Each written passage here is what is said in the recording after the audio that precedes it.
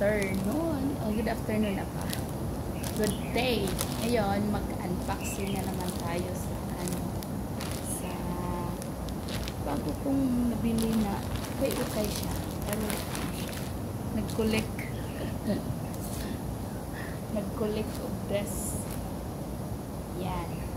Ang ganda. Bigay ko sa panganay ko. Panganay siya. Maganda siya kasi ano siya. Yan. Pero kung kasya sa akin, is okay. Kasi hindi din gusto ng anak ko ng ganito, nung sexy dito.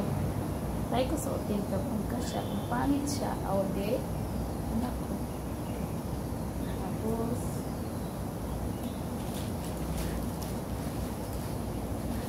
ano, 35 isa.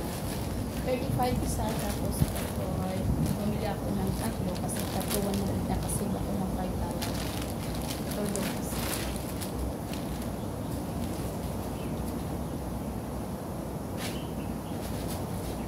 Chanchuran.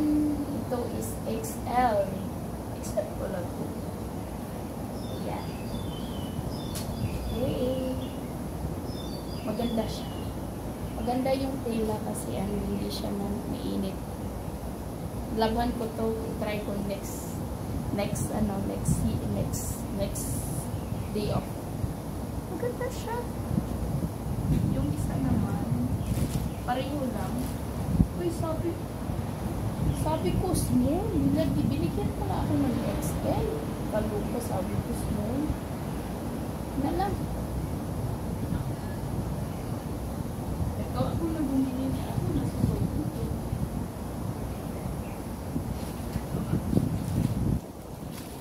Tapos, mas gusto ko ito yung kamali. Hindi ko tinignan yung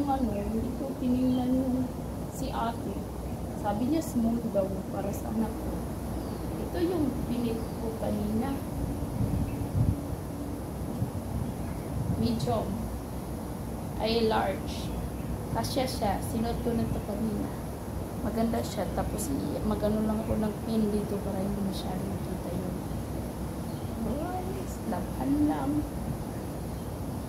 Alright. Maganda siya.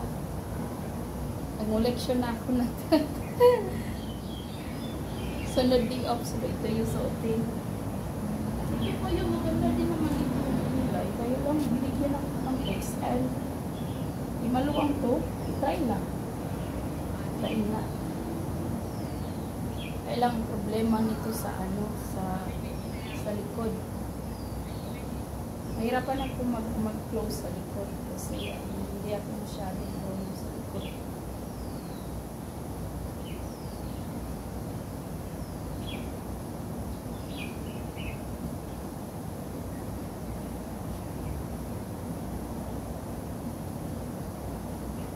Hindi na marunong magsuot. Kaloka. Yan, ito na lang.